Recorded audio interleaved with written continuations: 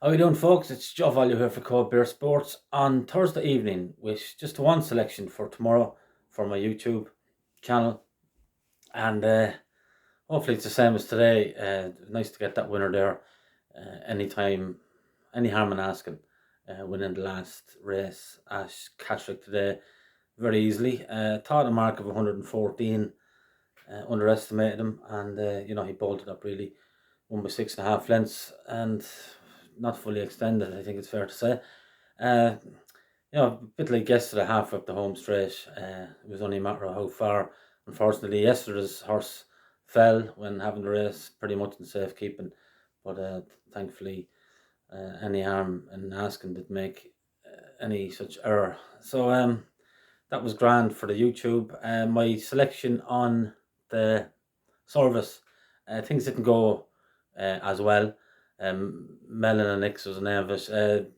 In a perfect position early on and ploughed through the second fence. Done well not to unseat the rider. Riders done well to stay on board, and then lost his position. Got hampered then by a fall at the third fence, and nothing went right early on. And they got racing a long way out, and the jockey wanted to keep. I could see what the jockey was doing. He wanted to keep close quarters with the favourite, or the joint favourite as it turned out, and she just used up too much petrol to get into a good position, and possibly didn't stay as well. But I'd forgive her the run myself personally, because things went against her, and it wouldn't be too hard on her.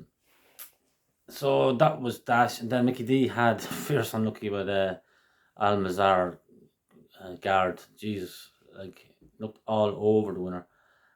All the way up the home straight, and possibly they got racing a bit too far out as well. There was a massive gap between the front three heading down the back straight, massive gap back to the winner, who was in fourth or fifth. And a pity if Luca Morgan just took his time for a little bit longer. Obviously he would have won because he was only just chinned strides from the line. It's just unlucky. That's all.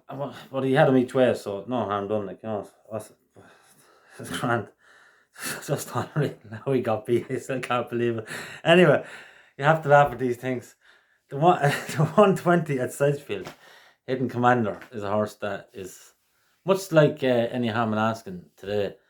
Incredibly well handicapped if he does get back to his point-to-point form, and I've no doubt he will whenever he's wanted. It's a week race tomorrow, and he steps up and trip, and everything seems to be in his favour. He beat a good horse called Flame Bearer in his point-to-point, and if Flame Bearer was in this type of race, he'd be 1 to 20, So off a mark of 97, gives you a fair indication that this horse will be winning if he's very strong in the market at the off.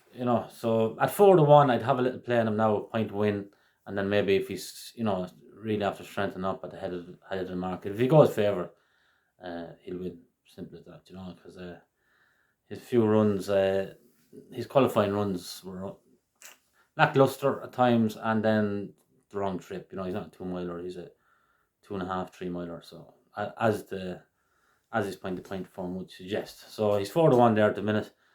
Hidden Commander in the 120 at Sedgefield. Hoping he does the job for me. Going to leave off the Patreon service. I was kind of half thinking about putting one up at Dundalk, but I'll just leave it be because it's a bit heartbreaking today when the Mickey D's horse got beat. I just said, no, what do we have to do? It's ridiculous. So I'll just leave it be for the time being, and short enough price anyway. So.